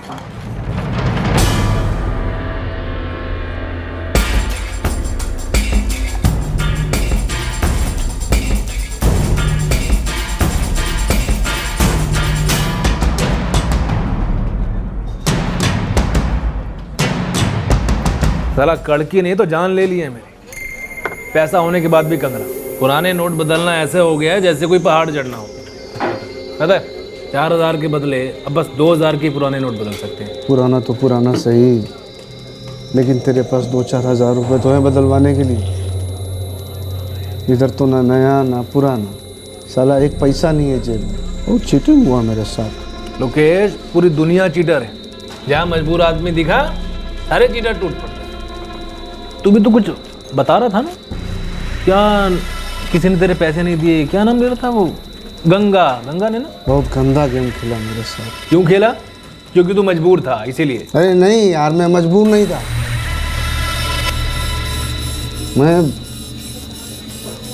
मैं बेचारा था। मेरे भोलेपन का, मेरी अच्छाई का बहुत फायदा उठाया गंगा ने। कीड़े पड़े साले को। अरे बहुत बड़ा हाथ मारा था हम लोगों ने। सारा का सारा आइडिया मेरा था। और मालूम है माल मिलने के बाद वो क्या बोला गंगा मेरे को? क्या बोला? लोकेश क्या क्या तूने? तू तो बारवा खिलाड़ी था, तू तो गाड़ी का स्टेपनी था। ऐसा बोला? ऐसे ही क्या है गंगा? ये तेरा हिस्सा पूरा 10,000। लेकिन बात तो हुई थी कि लाखों मिलेगा। अबे जो एक्चुअल रिस्क उठाया, शेर के मुंह में हाथ डाला, उसी को लाखों मिलेगा ना। तूने क्या किया? साइड से थोड़ी हवा दी। तेरी भाषा में बोलूँ ना तो गाड़ी का स्ट्रैप नहीं था, बारवा खिलाड़ी। पूरा आइडिया मेरा था गंगा, अगर मैं सोचता नहीं तो ये काम होता ही नहीं। दिमाग का दही बड़ा मत कर, जितना दे रहा हूँ खुशी से ले ले, वरना ये भी ना मिलेगा। तो लाखों रुपए की बात करके उसने बस 10,000 के चिल्लर फेंके तुझ पे, जैसे कि तू कोई भिखारी हूँ। लेकिन मैं गंगा से बहुत लड़ा, लेकिन साला मानने को तैयार ही नहीं था कि पूरा का पूरा आइडिया मेरा था। नहीं तो उनका काम मक्खन के जैसे कैसे हुआ? मेरी वजह से। दुनिया बड़ी हरामी होती है लोकेश भाई, समझती नहीं है। अब पेन तो बस ये आइडिया ही होता है। वैसे क्या था आइडिया? अरे बोलना क्या आइडिया था तेरा? तुझे क्या लगता है मैं तेरा आइडिया चुरा लूंगा? अरे बिना जान पहचान के कितनी दारू पिलाई मैंने तुझे, तो तू अब मुझे आइडिया नहीं बताएगा? देख तू चीटिंग कर रहा है मेरे से। यार मैं चीटिंग नहीं करता हूँ, तो भरोसा वाला आदमी। तो मैं क्या कम भरोसे वाला हूँ?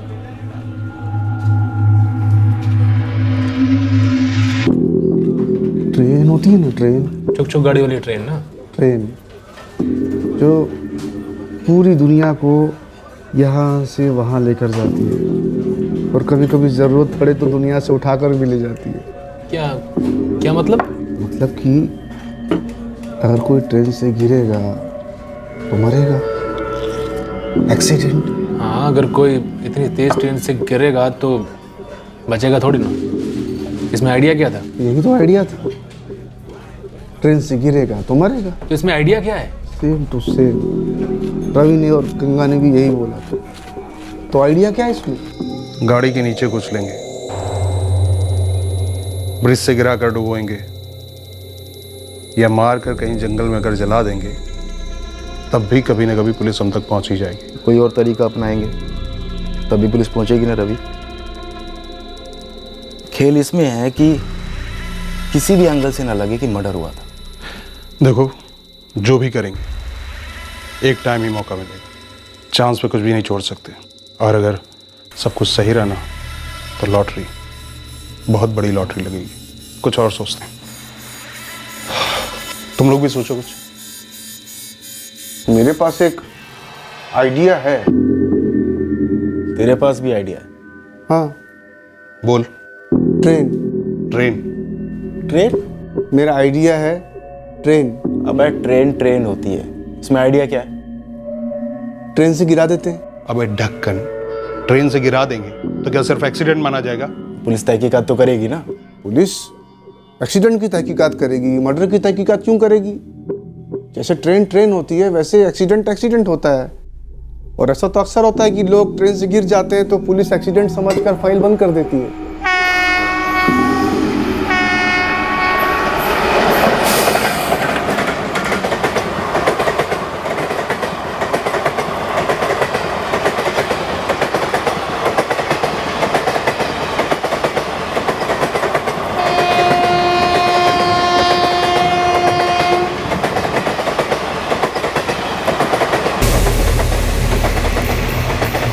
श्रीधर, चलना दरवाजे पे बैठते, हवा खाते, नशा डबल हो जाएगा। ठीक है अन्ना, चलो।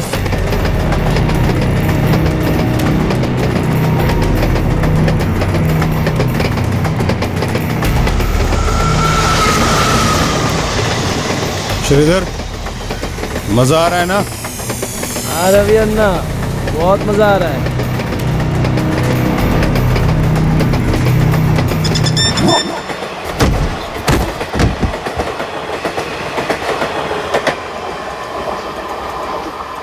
और मैंने कभी मुंह नहीं खोला आज के पहले। और उन्होंने मेरा हिस्सा देने के बजाय क्या किया? 10,000 रुपये की भीख थी, भीख। तुझे तो यार लाखों मिलने चाहिए थे इसके लिए। लेकिन जैसी करनी वैसी भरनी। लाखों रुपए मिले थे इनको कैश में, फिर अचानक नोटबंदी आ गई। अब इन सालों की बैंड बज गई। सारा एक बात बता दूं, ये नोटबंदी का आइडिया कहीं तेरा ही तो नहीं था? यही समझो। मैंने भगवान से दुआ की थी कि रविकांत और गंगा दोनों की लग जाए। और देखो 8 तारीख को दोनों का काम तमाम। अच्छा, ये श्रीधर जो तेरे आइडिया से एक्सीडेंट में मारा गया था कौन? ये चित्तूर का लड़का था। कहाँ गिरा है ऐसे? अश्वापट्टी रेलवे स्टेशन मालूम? हाँ, और उसी के पास थोड़ा आगे। कब की बात है वैसे ये? 1 साल से ऊपर हो गया है। अब तो पुलिस ने भी केस बंद कर दिया। इसीलिए तो मेरा जी चलता है। क्या आइडिया था। परफेक्ट। यस सर, ये केस मैंने ही हैंडल किया था। श्रीधर रंगा जवान लड़का था और आपने एक एक्सीडेंट समझकर ये केस क्लोज किया था। क्योंकि सर कोई भी कॉन्स्पिरेसी या मर्डर का एंगल नहीं मिल रहा था। काफी गरीब घर से था ये लड़का श्रीधर रंगा। उसकी जेब से हमें एक आधार कार्ड मिला। 174 CRPC के तहत एक्सीडेंटल डेथ का मामला दर्ज किया। कुछ लोगों से पूछताछ भी की लेकिन कुछ मिला नहीं, इसलिए मजबूरन हमें केस बंद करना पड़ा। वैसे सर अचानक 1 साल बाद कौन सा नया एंगल मिल गया? दरअसल हमें एक लीड मिली है जिससे ये पता चला कि ये एक एक्सीडेंटल डेथ नहीं थी बल्कि एक मर्डर था। मर्डर? दरअसल सर श्रीधर की बड़ी बहन गीता मुदीराज और उसके पति अरविंद मुदीराज ने भी यही कहा था। श्रीधर कभी शराब ही नहीं पीता था साहब। सर वो तो हरिपट्टम के मंदिर जा रहा था दर्शन के लिए। मुझे श्रीधर रंगा की बहन और बहनोई दोनों की कांटेक्ट डिटेल्स भेज दो। इस केस की तहकीकात अब हम लोग करेंगे। ये आइडिया मास्टर लोकेश सही कह रहा है। 1 साल पहले अश्वपति रेलवे स्टेशन से 2 किलोमीटर दूर पर एक श्रीधर रंगा नाम के आदमी की लाश मिली थी और अश्वपति रेलवे पुलिस ने उसे एक्सीडेंटल डेथ मानकर केस क्लोज किया था। सो ये रविकांत नागार्जुन हिस्ट्री शीटर है। 2 अटेम्प्टेड मर्डर केस भी हैं इसके खिलाफ। सर ये तस्वीर अगर मैं लोकेश को दिखाता हूँ तो वो अलर्ट हो जाएगा। जैसे गंगा पर स्पॉट लगाया है, इस रविकांत को भी फील्डिंग पर लेते हैं। लोकेश तो हाथ में है और मुझे लगता है हमें तुरंत श्रीधर रंगा की फैमिली को कांटेक्ट करना चाहिए। श्रीधर रंगा केस का इन्वेस्टिगेटिंग ऑफिसर कह रहा था कि श्रीधर गरीब लड़का था, तो जाहिर सी बात है ये लोग भी गरीब फैमिली से ही होंगे। फिर श्रीधर को मारकर ये गंगा और रविकांत ने लाखों रुपए कमाए कैसे?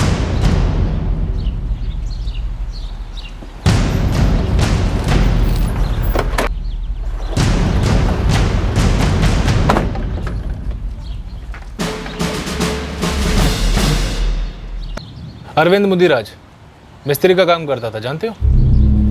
ये उसी की दुकान है ना? आप लोग कौन हो? पुलिस। हाँ सर, ये अरविंद मुदिराज की दुकान थी, लेकिन 6 महीने पहले वो बेच कर चला गया। कहाँ गया?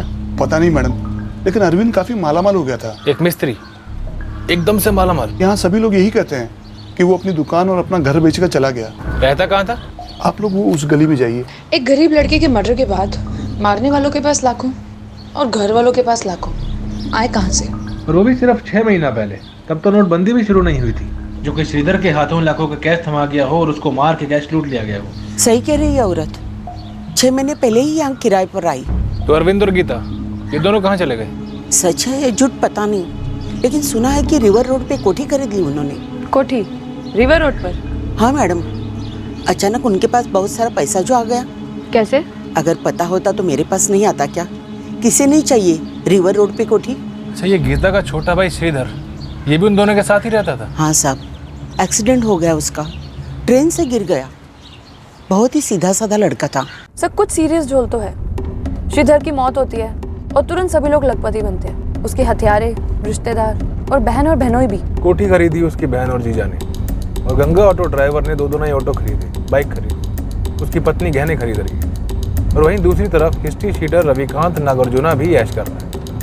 बस एक लोकेश है जो गरीब का गरीब है, पर हम वो जानते हैं कि क्यों। इस गंगा और रविकांत नागार्जुना को उठवाते हैं और उनसे पता करते हैं श्रीधर को मार के ऐसा कौन सा इनके हाथ अलादीन का चिराग लग गया। क्या हुआ साहब? साहब सब आराम से बैठ के बात करते हैं ना साहब। थाने में बैठने को जगह भी है और आराम ही आराम है। चाय नाश्ता करते हैं साहब, आमने सामने बैठ के बात करते हैं। अरे कमला भाभी, क्या हो गया ये सब? गंगा को कहाँ लेके जा रहे हैं? ये तू पूछ रहा है साले? जरूर तूने ही हमारी चुगली की होगी। अरे ऐसा नहीं है भाभी, वो क्या है ना, जिनके पुराने नोटों का ढेर जमा था, ढेर, उन सब क्या रेड हो रही है। तो हंसने वाली क्या बात है इसमें? चल निकल यहाँ से, दफा हो। अरे मेरी बात तो सुनो। अरे साहब ऐसा धक्का मत मारो। अरे ये तो पता मुझ पर चार्ज क्या लगा है? मर्डर का चार्ज है। मर्डर? अरे मैंने किसी को नहीं मारा साहब। श्रीधर रंगा अश्वपति रेलवे स्टेशन के पास ट्रेन से गिर के मर गया। याद है कुछ? लेकिन साहब मेरी बात सुनो साहब। मैं नहीं कर साहब।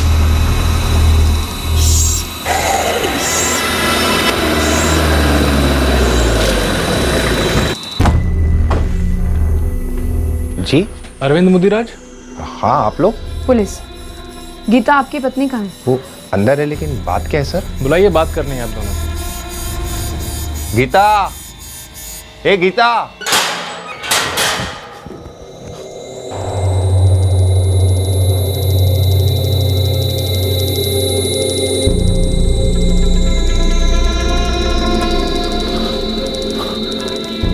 ये क्या हो गया बे? क्या तुझे बोला नहीं? साले श्रीधर के केस में अंदर किया। इन्हें कैसे पता चला? वो भी 1 साल बाद? पता नहीं, बोल रहे थे मर्डर केस है। पर कैसे?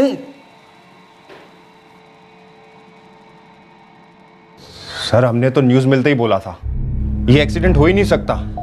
मैंने पुलिस को बार बार बोला था साहब कि मेरा भाई कभी शराब नहीं पीता था, और उस दिन तो वो मंदिर जा रहा था। शराब नहीं पिया रहेगा तो ट्रेन से कैसे गिरेगा?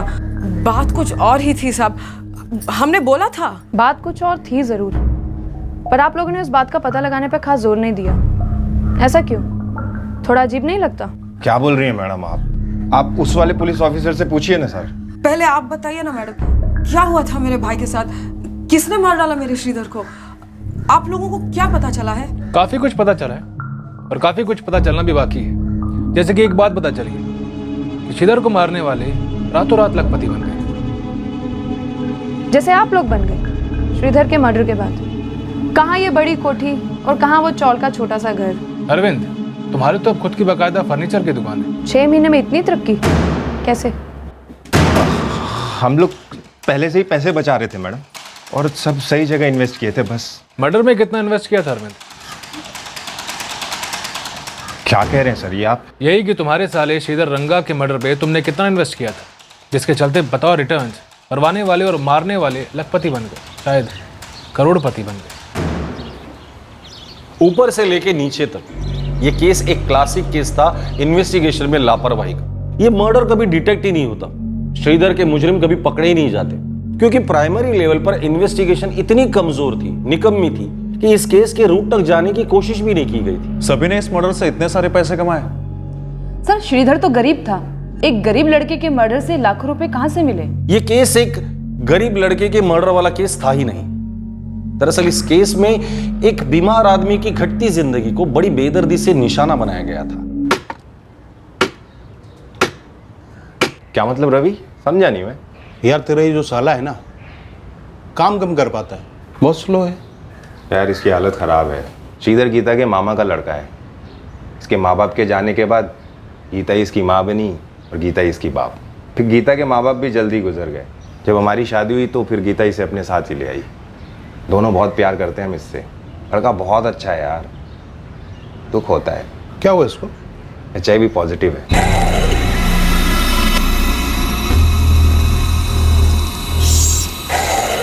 कब से? पैदाइशी है। पहले इसके फादर को था, फिर माँ को। बहुत सैड स्टोरी है बेचारे की। अब कैसा है? ट्रीटमेंट चल रहा है यहाँ ये सिविल हॉस्पिटल में। ज़्यादा टाइम नहीं है इसके पास। बोल रहे हैं मैक्सिमम 1.5-2 साल और। इसलिए हम भी इसे ज़्यादा से ज़्यादा खुश रखने की कोशिश करते हैं। नसीब ख़राब है। नसीब का ऐसा है ना कि हम खुद अपना ख़राब नसीब अच्छा बना सकते हैं, लेकिन उसके लिए दिल पर पत्थर और दिमाग में थोड़ा सा जोर देना पड़ता है। क्या मतलब? सुनने में तुझे भले बुरा लगे, लेकिन हकीकत ये है कि कुछ अच्छा करो तो उसका कुछ फ़ायदा होना चाहिए। तूने अपनी बीवी के मुंह बोले भाई के लिए बहुत कुछ किया, लेकिन ये खुद तुझे कुछ रिटर्न तो दे नहीं सकता। कम से कम इसके जाने के बाद तेरा कुछ फ़ायदा होना चाहिए ना। क्या बोल क्या रहे रवि तू? लेकिन यार श्रीधर HIV पॉजिटिव है, ये बात हम कैसे छुपा सकते हैं? अरे यार छुपा कहाँ रहे हैं, सिर्फ हम उसको बता नहीं रहे। और तू इतना मत सोच बे। चल जा उसके सिग्नेचर ले ले। चल जा।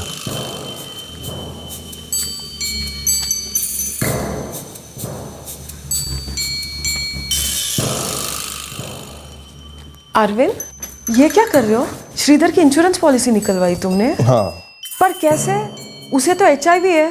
तो क्या हुआ, रिकवर हो रहा है ना? 1.25 करोड़ की इंश्योरेंस पॉलिसी। गीता काफी खर्चा हो रहा है उसके ट्रीटमेंट पर। मगर तुम्हें उसकी इंश्योरेंस पॉलिसी मिली कैसे? वो मिल गई, तुम चिंता मत करो। अरविंद, इतनी बड़ी इंश्योरेंस पॉलिसी की प्रीमियम भी तो बड़ी होगी, कैसे भरेंगे हम ये सब? इंतजाम हो जाएगा गीता, तुम फिक्र मत करो। सर, उन्होंने आपकी कंपनी से 35 लाख का बीमा कराया था श्रीधर रंगा के लिए, और आपने उस अमाउंट को क्लियर करके रिलीज भी कर दिया। फाइल मेरे सामने है। कॉज ऑफ डेथ एक्सीडेंट है और हमने पुलिस के साथ वेरीफाई भी किया था। पुलिस की क्लोजर रिपोर्ट भी हमारे पास है।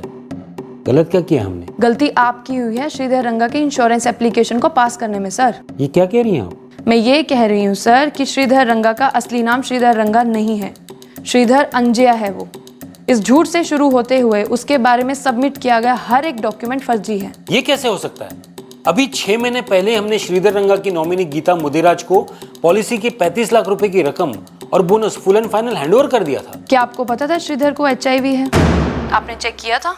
नहीं जी सर, सब जाली है। इसका सरनेम, आधार कार्ड और जो सारे डॉक्यूमेंट्स अटैच किए हैं सबके सब जाली हैं। आप हमारी इंश्योरेंस कंपनी पर उंगली उठा रहे हो कि हमने जाली एप्लीकेशन एक्सेप्ट किया, पर जो केस आपकी पुलिस ने एक्सीडेंट कहकर क्लोज कर दिया उसका क्या?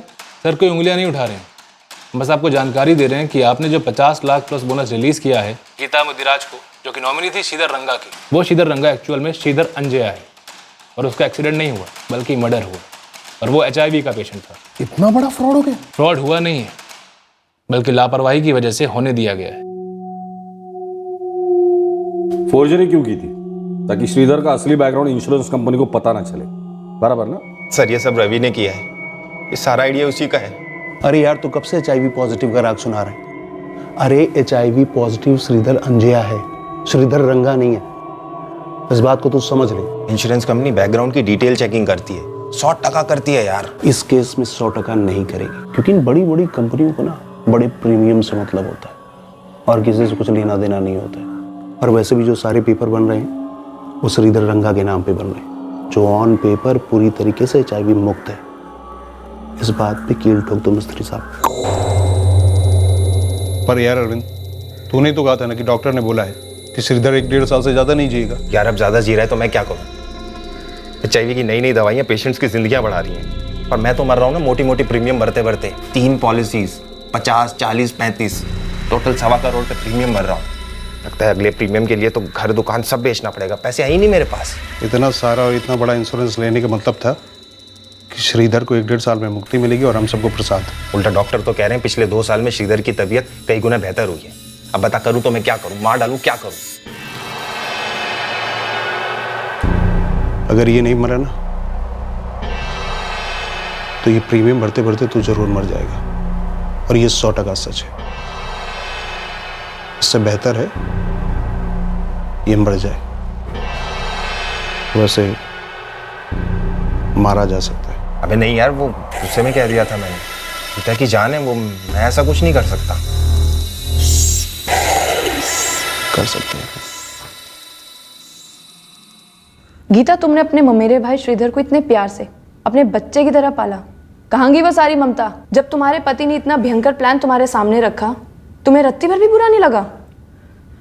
मैं तो पहले से ही कह रही थी, इतना सारा इंश्योरेंस लेना पागलपन है। लिया है तो भरना तो पड़ेगा ही ना। कोई जरूरत नहीं है, बंद कर दो। बंद कर देने से तो खत्म हो जाएगा ना। जो पैसा डाला है वो भी वापस नहीं मिलेगा। एक तरीका है जिससे पूरे 1.25 करोड़ हमें मिल सकते हैं। क्या? गीता, तुम्हें पता ही है श्रीधर कितनी दर्दनाक जिंदगी जी रहा है। HIV का वायरस उसे अंदर ही अंदर खाए जा रहा है।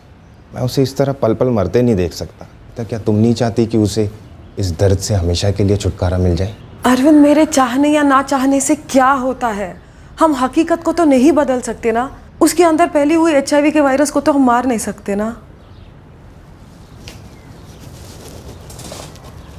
हम उसके अंदर फैले HIV वायरस को तो नहीं मार सकते, लेकिन इस दर्द से उसे हमेशा के लिए छुटकारा दिला सकते हैं। वो कैसे?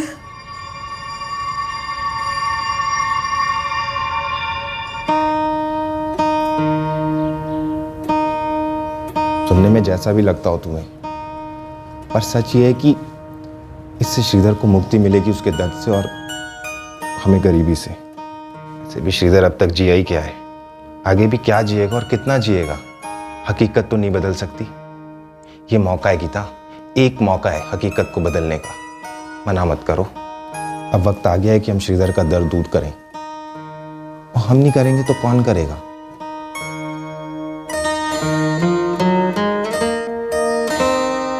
अरे दीदी, ऐसा चेहरा क्यों बना रखा है? जीजा जी मुझे हरिपट्टम बंदी ले जा रहे हैं, मुझे किडनैप नहीं कर रहे।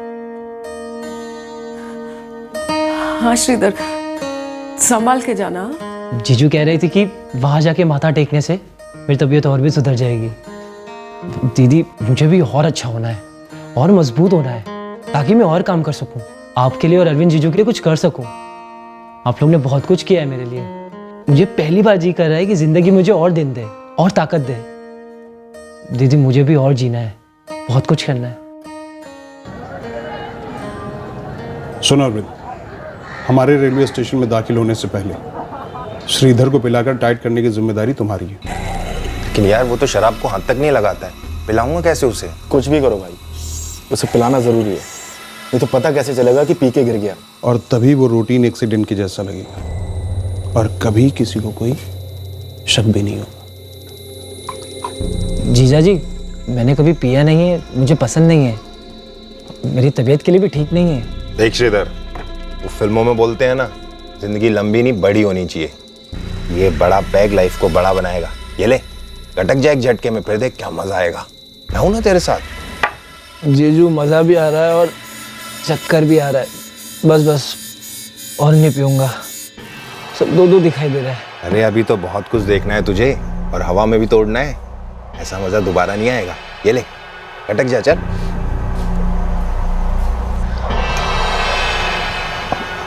अरविंद, पिलाने से पहले श्रीधर को ट्रेन का टिकट लेने के लिए टिकट विंडो पर अकेले भेजना और उसको बोलना कि 2 अलग अलग टिकट ले। अगर वो पूछता है कि 2 अलग अलग टिकट क्यों, तो उसको बोलना कि ट्रेन में भीड़ बहुत ज़्यादा रहेगी और अगर हम लोग कहीं बिछड़ गए तो हमारी टिकटें हमारी जेब में होंगी। लेकिन श्रीधर को ही टिकट लेने क्यों भेजूं?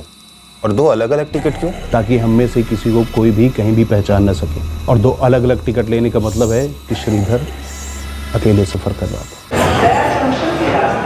2 अलग अलग टिकट हरिपट।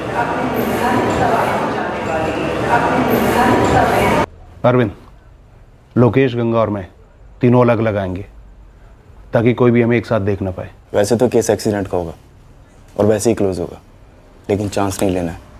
तहकीकात हुई तब भी हमें सेफ रहना।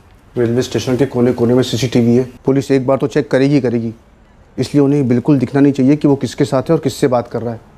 इसलिए टिकट खरीदने उसे अकेले ही भेजना। वैसे ये आइडिया मेरा है। चुप कर, जब देखो बच्चों की तरह मेरा आइडिया करता रहता है। परा, मैं श्रीधर को अचानक से बोगी में मिलूंगा, ऐसा लगेगा जैसे कोई इत्तेफाक हो, और जैसे मैं तुम्हारे पास आकर बैठूंगा तुम टॉयलेट का बहाना बनाकर निकल जाना।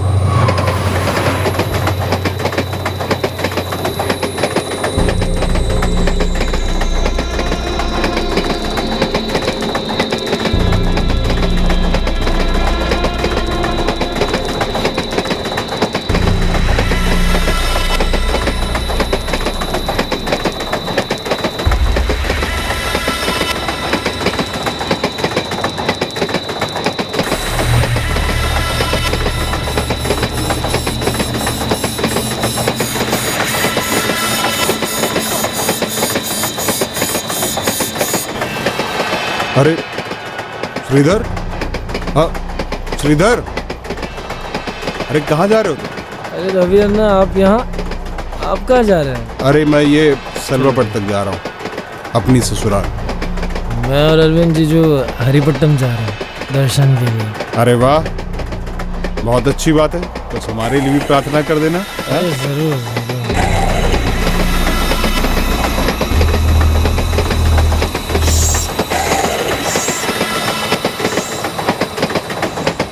श्रीधर तुम दोनों को पहचानता नहीं, तो तुम लोग कंपार्टमेंट में ऐसे फैल जाओगे ताकि किसी को कोई भनक तक न लगे कि कब श्रीधर मेरे साथ दरवाजे पर बैठा, कब मैंने उसको धक्का दिया, कब वो गिरा।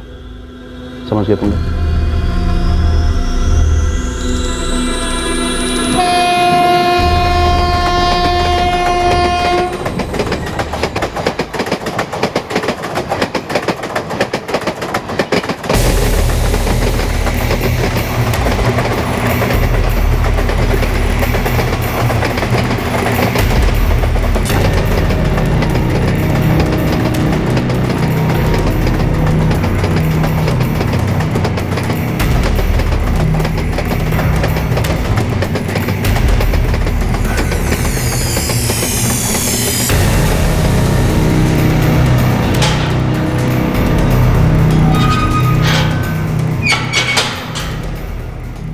अर्जुन, सबके स्टेटमेंट्स ले लेना।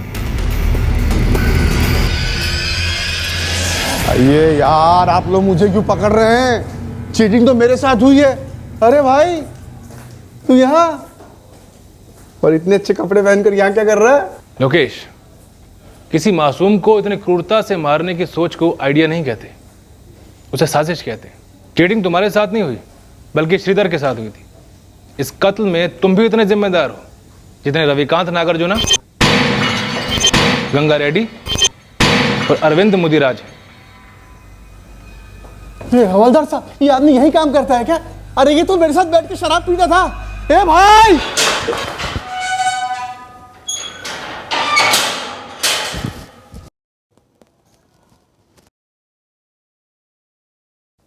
देखा चीटिंग की तूने मेरे साथ, पाप लग गया तुम्हें। अब सबके सब भुगतेंगे। सर मैं मानता हूँ हम लोगों से बहुत बड़ी लापरवाही हुई है, लेकिन सच कहूँ तो मैंने कभी सोचा तक नहीं था कि इस एक्सीडेंट के पीछे इतनी बड़ी साजिश होगी। सर श्रीधर रंगा का आधार कार्ड मिला था, उसकी आइडेंटिटी मिटाने की कोशिश भी नहीं की गई थी। वो आधार कार्ड फर्जी था शेखर। अब क्रिमिनल्स बहुत शातिर हो गए, हमसे भी 4 कदम आगे चलते, हमें उनसे भी 2 कदम आगे चलकर उन्हें पकड़ना होगा, वरना ऐसी गलतियां तो होती रहेगी। Yes sir, right. खैर देर से आए दुरुस्त है, केस सॉल्व हो गया और सारे मुजरिम पकड़े गए, पर याद रहे आइंदा ऐसी लापरवाही होने ना पाए। सर 3 में से 2 इंश्योरेंस कंपनी ने इंश्योरेंस की रकम हैंड ओवर कर दी थी। टोटल अमाउंट कितनी थी? 85 लाख। ये एक कंपनी ने पेमेंट क्यों नहीं किया? कायदे से चल रहे थे, बड़ी रकम होने के कारण सारी डिटेल्स वो खुद से ही चेक कर रहे थे, इसलिए पेमेंट होल्ड की थी। सर रेलवे स्टेशन से सीसीटीवी फुटेज मंगवाए हैं, लेकिन 1 साल पुराने फुटेज है। स्टेशन अथॉरिटीज काफी मशक्कत कर रही हैं, शायद फुटेज मिल जाए। ठीक है, उनसे कहना अगर फुटेज मिल जाए तो लोकल पुलिस को हैंड ओवर करना, और 5 अक्यूज के स्टेटमेंट्स और सारे डिटेल्स वो भी लोकल पुलिस को हैंड ओवर करो। उनसे कहना वाटर टाइट चार्जशीट फाइल करें। ये 5 अक्यूज छूटने की कोई गुंजाइश ही नहीं होनी चाहिए। वैसे ये अभय कुमार और राजू कोर्ट में पेशी कब है इनकी?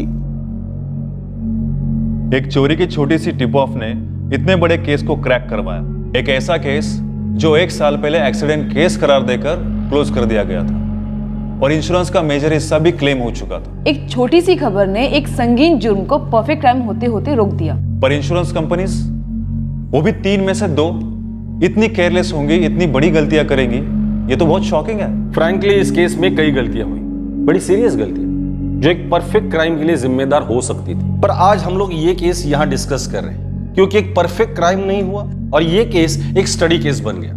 ये केस एक मिसाल है उस बात की कि छोटी से छोटी लीड को भी फॉलो करो, झूठा या गलत साबित होने तक उस लीड की इन्वेस्टिगेशन क्लोज मत करो। दूसरी लर्निंग, कई लोग गलतियां करते हैं लापरवाही की वजह से, जैसे कि इस केस में इंश्योरेंस कंपनीज ने की, पुलिस फोर्स ने भी की। पर एज ऑफिसर हमें हर कदम पर लापरवाही और इनएफिशिएंसी दोनों के लिए 0 टॉलरेंस रखनी चाहिए। ड्यूटी करते वक्त सतर्क रहना हमारा कोर स्वभाव बन जाना चाहिए।